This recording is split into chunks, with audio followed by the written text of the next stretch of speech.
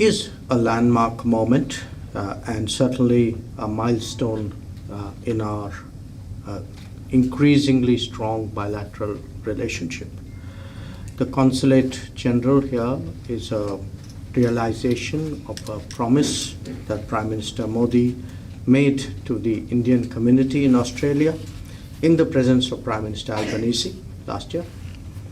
It is an acknowledgement as well of the growing importance of the state of Queensland, which holds such an important place in many ways in our burgeoning ties. The majority of our bilateral trade, I think many of you know, is driven by the Sunshine State. Our diaspora is strong and growing, and it's very visible here today in the room. I was privileged yesterday to meet some of you at the University of Queensland, and certainly it was an occasion to highlight how Indian students today are present in educational institutions in Australia broadly and Queensland specifically. Now, I'm very sure that the Consul General and her team will serve the growing diaspora and students well. They will promote ties in economy, in education and research. And with the new consulate, I also want to tell the Indian community and people of Indian origin resident in Australia that your consular needs would be addressed in a timely manner and with much greater convenience. And again, like the Honourable Governor, I take the opportunity to thank our Honorary Consul earlier for her long-standing services. This is my first visit to Brisbane. It's my fifth to Australia in the last 3 years.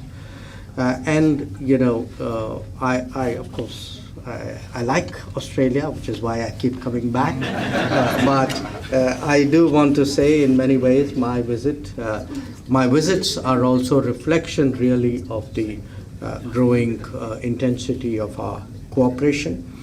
I think what we have seen in the last many years is that, led personally by the Prime Ministers, our ties have actually undergone a transformation. I don't use that word lightly. The Economic Cooperation and Trade Agreement, ECTA, is one indication of that. It has certainly opened up huge trade opportunities for our countries. And we hope to take that to the next level. And I mention that because I also do recall that Queensland actually accounts for the vast majority of exports from Australia to India. So we certainly see a very, very promising economic future for our partnership, and I'm sure that the consulate will help make that happen more speedily. People-to-people bonds, of course, are the driving force of our comprehensive strategic partnership. We have today in Australia a diaspora which is coming close, I think, to 1 million people, and certainly making its contribution to the vibrant and multicultural society here. I'm very pleased to see that the community has earned great respect for itself in this country. And, you know, as we look across different domains, you can see whether it is in academia or research or technology, business, healthcare, they have actually not just achieved excellence, but really made a name for themselves.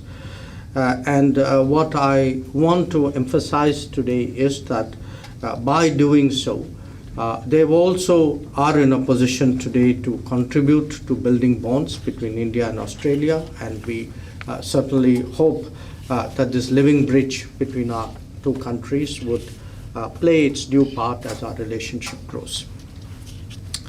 Having said that, I do make the point that, you know, it's as part of the multicultural identity of this country. We are very confident that the consulate will also support cultural activities and other endeavors which will allow the Indian community here to be in touch with its roots and preserve its culture, heritage, and traditions.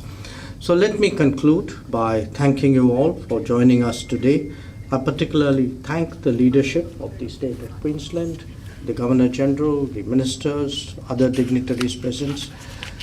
And I can see from my very brief stay that the Consul General would be received with great warmth and will be extended the fullest support to realize her mission. And I thank you in advance.